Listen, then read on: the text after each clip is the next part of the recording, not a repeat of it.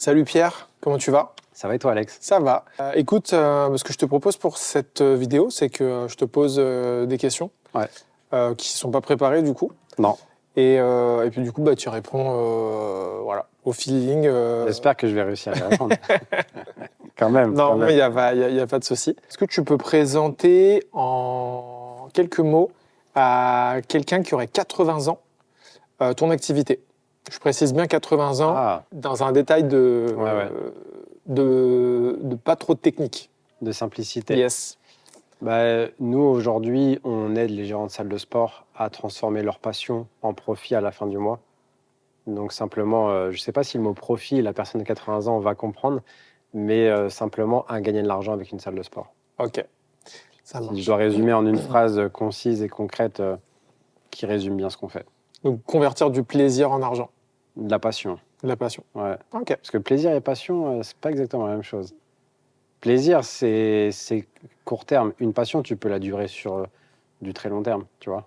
Donc, ouais, on aide les gérants de salles de sport à gagner de l'argent avec leur activité. Combien dégage du coup ton activité? Ouais. Je parle de l'entreprise. Ouais. Par exemple, au terme d'une année, donc admettons 2024.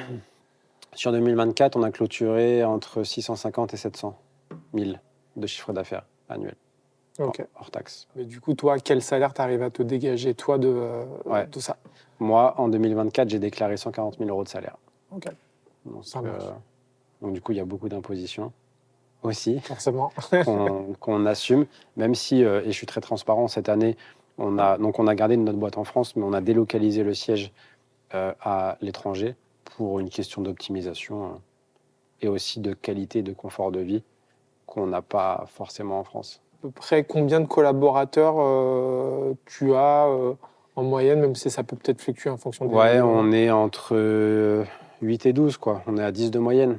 Là, on a une équipe de 10 personnes Ok. par rapport à ce qu'on fait. C'est Ça- pas que des temps pleins. Il y en a qui bossent que quelques heures sur la semaine, Ok, ou d'accord. que c'est ponctuellement sur le mois. Ok. Essentiellement des commerciaux? Non.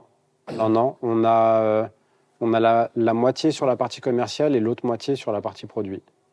Donc, parce que comme notre activité, elle est quasiment 100% humaine, j'ai pas de formation en ligne ou de quoi que ce soit. Donc, en fait, nous, on a une masse salariale très importante parce que toute notre activité, c'est ça. On a des coachs derrière qui suivent tous nos clients de manière individuelle tous les jours, toutes les semaines, tous les mois.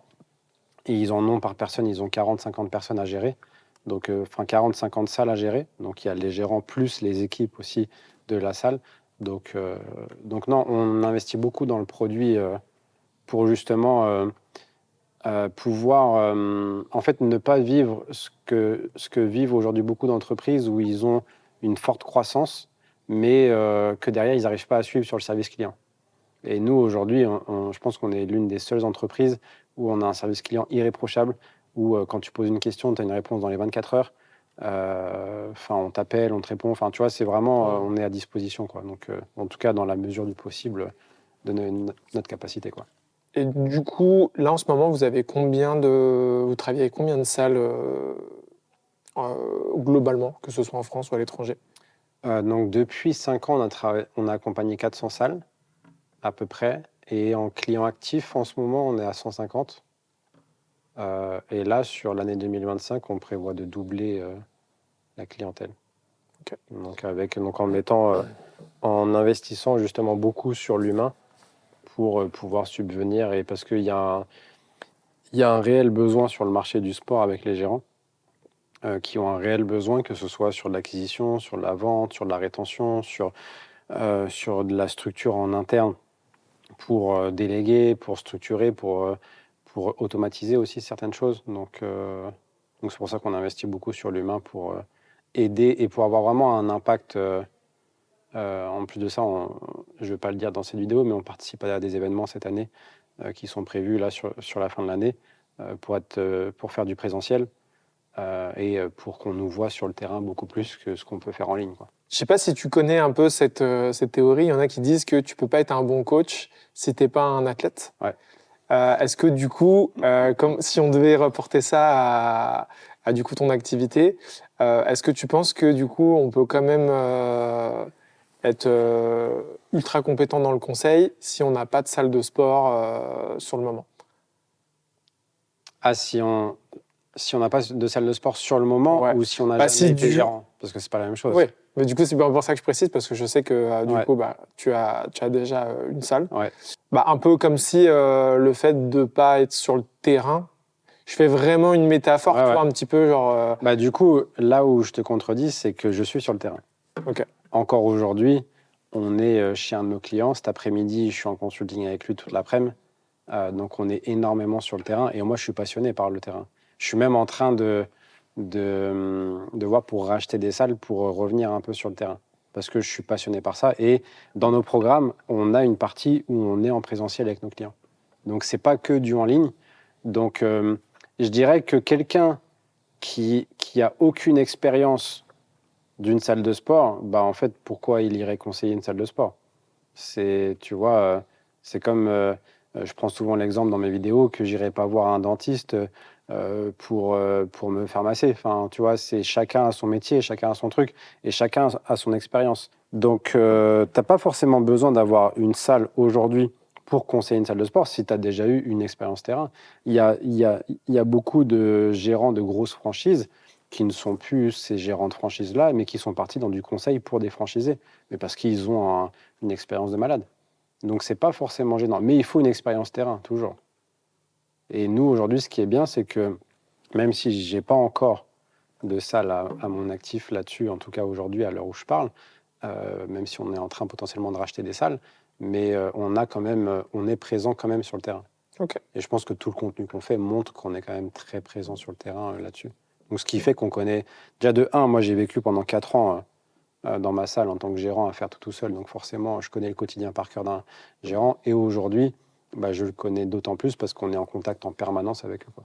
Est-ce qu'il y a un minimum de chiffre d'affaires ou de développement en dessous duquel, bah, par exemple, vous ne travaillez pas avec certaines salles?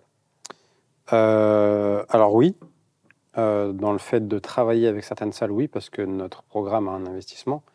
Et Et du coup, c'est pas paradoxal?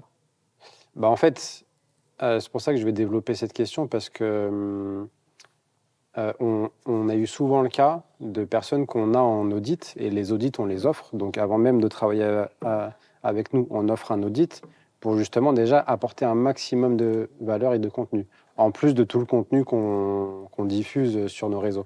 Et en fait, donc on commence par un audit. Et moi, par exemple, toutes les salles qui font moins de 5 000 euros de chiffre d'affaires par mois, moi, je leur dis, en fait, si tu n'as pas de finances à côté, ou si tu n'as pas un truc à côté ou quoi que ce soit, je lui dis n'investis pas chez nous. Sauf parce que du coup, ça va te mettre dans le rouge financièrement.